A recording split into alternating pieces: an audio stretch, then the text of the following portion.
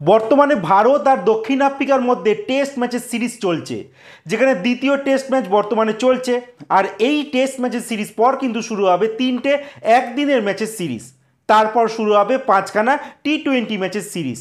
আর এই দুটি সিরিজের জন্য কিন্তু দক্ষিণ আফ্রিকা তাদের দল ঘোষণা করে দিয়েছে, যেখানে সব ভালো ভালো খেলোয়াড়দেরকে তারা সুযোগ দিয়েছে।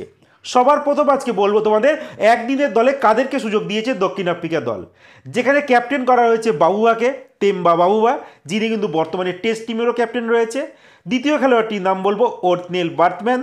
3 নম্বর খেলোয়াড় করবিন বোচ। 4 নম্বর খেলোয়াড় ম্যাথু ব্রেডজে। 5 নম্বর খেলোয়াড় ডেওয়াল ব্রেভিস। 6 নম্বর নান্দ্রে বার্গার। 7 নম্বর কুইন্টিন ডিকক। কুইন্টিন ডিকক কিন্তু একটা সময় রিটায়ারমেন্ট নিয়ে নিয়েছিল, তিনি কিন্তু আবারও কামব্যাক করেছে পাকিস্তান সিরিজ থেকে। এরপরে যে খেলোয়াড়টির নাম বলবো টনি দি জর্জি।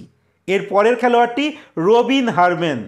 তারপরের খেলোয়াড় মার্কো জ্যানসেন, কেশব মহারাজ, এইডেন ম্যাকরাম, লুঙ্গি এঙ্গিডি, রায়ান রিকিলটন, প্রেনেলান সুব্রায়ান।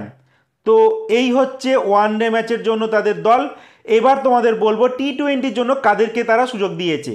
তো এই দলে কিন্তু বাবুভা নেই, এই দলের ক্যাপ্টেন হচ্ছে Aiden Markram, Ottniel Baartman, Corbin Bosch, Dewald Brevis, Quinton de Kock, Tony de Zorzi, Donovan Ferreira, Reeza Hendricks, Marco Jansen, George Linde, Keshav Maharaj, Kwena Maphaka, David Miller, Lungi Ngidi, Anrich নোকিয়া, Tristan staff.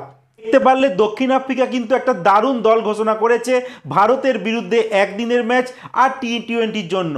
তো দেখা যাক ভারতীয় দলকে কতটা challenge দিতে পারে দক্ষিণ আফ্রিকার এই দলগুলো।